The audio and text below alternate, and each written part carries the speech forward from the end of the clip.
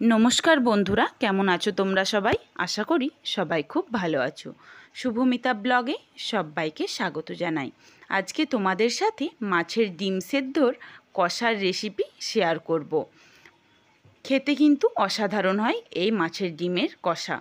तो देखो प्रथमेई आगे कड़ाइयेर मध्य जलटा खूब भालोभाबे गरम करे फुटिये नियेछि।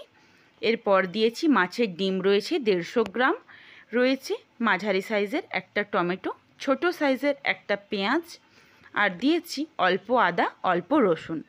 मशला किन्तु खूब बेशी लागे ना, तोमरा जदि माछेर डिम बेशी दाओ तखन अवश्यई मशलाटाओ बाड़िये निओ।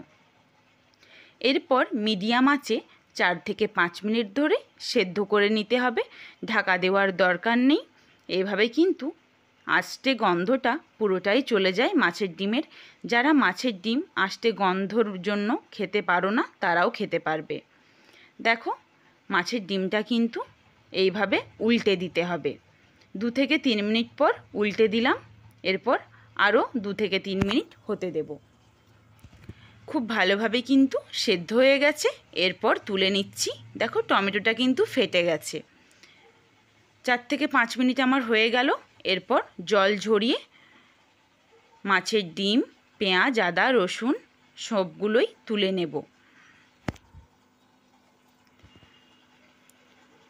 এই জলটা কিন্তু ফেলে দেব, জলটা আমি রান্নাতে ব্যবহার করব না। জলটা ব্যবহার করলে কিন্তু আষ্টে গন্ধ ছাড়বে তরকারির মধ্যে। এরপর সমস্ত সেদ্ধ করা মশলাকে খুব ভালোভাবে পেস্ট করে নেব। এরপর দেখো এখানে একটা থালার মধ্যে নিয়েছি মাছের ডিম, হলুদ গুঁড়ো, লঙ্কার গুঁড়ো, বেসন রয়েছে 1 টেবিল স্পুন, পেঁয়াজ রয়েছে একটা মাঝারি সাইজের পেঁয়াজ আমি হাফ দিয়েছি। এখানে যে মশলাটা পেস্ট করেছিলাম ওই মশলাটা দিয়ে দিলাম 1 টিস্পুন, দিয়ে খুব ভালোভাবে চটকে মেখে নিতে হবে। লবণ দিয়ে দিলাম পরিমাণ মতো। মাছের ডিম সেদ্ধর সময় কিন্তু লবণ ছিল না, এই জন্য একদম পরিমাণ মতো লবণটা দিয়ে দিতে হবে। খুব ভালোভাবে চটকে চটকে ভেঙে নিতে হবে। যেইগুলো অল্প অল্প দলা থাকবে ওইগুলোকেও কিন্তু খুব ভালোভাবে ভেঙে নিতে হবে।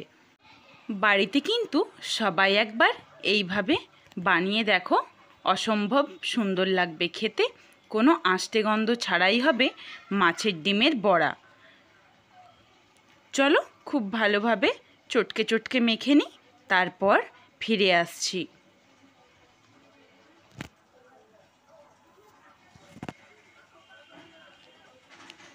খুব ভালোভাবে দেখো মেখে নিয়েছি। এরপর দিয়ে দেব সরষের তেল। কড়াই গরম করে নিয়েছি, ছোট্ট ছোট্ট করে বড়ার আকারে দিয়ে দেব। কড়াইটাকে কিন্তু ভালোভাবে গরম করে নেওয়ার পরে একদম লো ফ্লেমে রাখতে হবে। লো ফ্লেমেই দুপিঠ একবার একবার করে উল্টে দিলেই কিন্তু খুব ভালোভাবে ভাজা হয়ে যাবে। মাছের ডিমটা সেদ্ধ রয়েছে তো ভাজতে কিন্তু বেশি টাইম লাগে না। দেখো সব বড়াগুলো ছোট্ট ছোট্ট করে দিয়ে দিচ্ছি। তোমরা চাইলে তোমাদের পছন্দ মতো বড়ার আকার বড় বা ছোট করে নিতেই পারো। সবগুলো দিয়ে নিই, তারপর আবার আসছি। দেখো সব বড়াগুলো দিয়ে দিয়েছি, এরপর উল্টে নেব। এক পিঠ কিন্তু হালকা লালচে রং চলে এসেছে, আর এক পিঠ লালচে রং আসা অবধি অপেক্ষা করব, তারপরই কিন্তু তুলে নিতে হবে।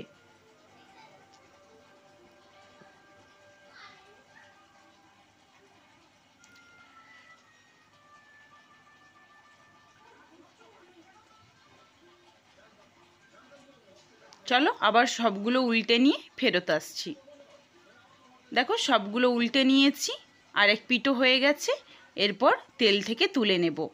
আর এই মাছের ডিম ভাজতে কিন্তু বেশি তেল লাগে না। আমরা যারা রান্না করি তারা সবাই জানি মাছের ডিম ভাজতে কিন্তু অনেকটাই তেল লাগে, কারণ মাছের ডিম দেওয়া মাত্রই কিন্তু যা তেল থাকে পুরো তেলটাই যেন টেনে নেয়। দেখো এইভাবে কিন্তু বড়া ভাজলে বেশি তেল লাগলো না, যেই তেলটা রয়ে গেছে এই তেলের মধ্যেই কিন্তু আমার বাকি রান্নাটা হয়ে যাবে। বড়াগুলো তেল থেকে তুলে নিয়েছি, তেলের মধ্যে দিয়ে দিলাম হাফ টিস্পুন চিনি। চিনিটা ভালোভাবে যেন লাল হয়ে ওপরের দিকে উঠে যায়। দেখো লাল হয়ে ওপরের দিকে উঠে যাচ্ছে। এরপর যেই মশলার পেস্টটা ছিল বাকিটা, সেটা পুরোটাই দিয়ে দিলাম। এই রান্নাতে কিন্তু হলুদ অল্প ব্যবহার করব, বেশি ব্যবহার করব না।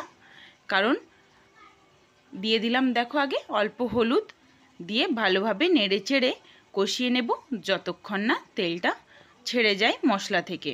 তো মশলাগুলো সেদ্ধ রয়েছে, বেশিক্ষণ কিন্তু সময় লাগে না কষাতে। চলো এরপর দিয়ে দিচ্ছি ঝালের জন্য লঙ্কার গুঁড়ো। হ্যাঁ, যেটা বলছিলাম তোমাদের, তো হলুদ কিন্তু বেশি লাগে না এই রান্নাতে। হলুদ বেশি কিন্তু দিলে হলুদের একটা স্মেল ছাড়বে, তো সেই জন্য এইরকম তোমরা হলুদটা অল্প দেওয়ারই চেষ্টা করবে। খুব ভালোভাবে কষিয়ে নিয়েছি, দিয়ে দিলাম 1 থেকে 1.5 কাপ মতো জল। জল দিয়ে ভালোভাবে ফুটিয়ে নিয়েছি। এরপর ভেজে রাখা বড়াগুলো দিয়ে দেব। নাড়াচাড়া করে 3 থেকে 4 মিনিট মতো রান্নাটা করে নিতে হবে, যাতে এই গ্রেভিটা খুব ভালোভাবে বড়ার মধ্যেও চলে যায়। এরপর দিয়ে দিলাম পরিমাণ মতো লবণ। তোমরা অবশ্যই লবণ নিজেদের স্বাদ অনুযায়ী ব্যবহার করো। কষা কষা কিন্তু হয়ে গেছে, এরপর নামিয়ে নিচ্ছি। এই রেসিপিটা কেমন লাগলো তোমাদের অবশ্যই জানিও। যদি ভালো লাগে সাবস্ক্রাইব করে পাশে থাকা বেল আইকনটি ক্লিক করে দিও আমার প্রত্যেকটা ভিডিওর নোটিফিকেশন পাওয়ার জন্য। পুরো ভিডিও দেখার জন্য অনেক অনেক ধন্যবাদ রইল। আবার দেখা হবে। আজকে আসি।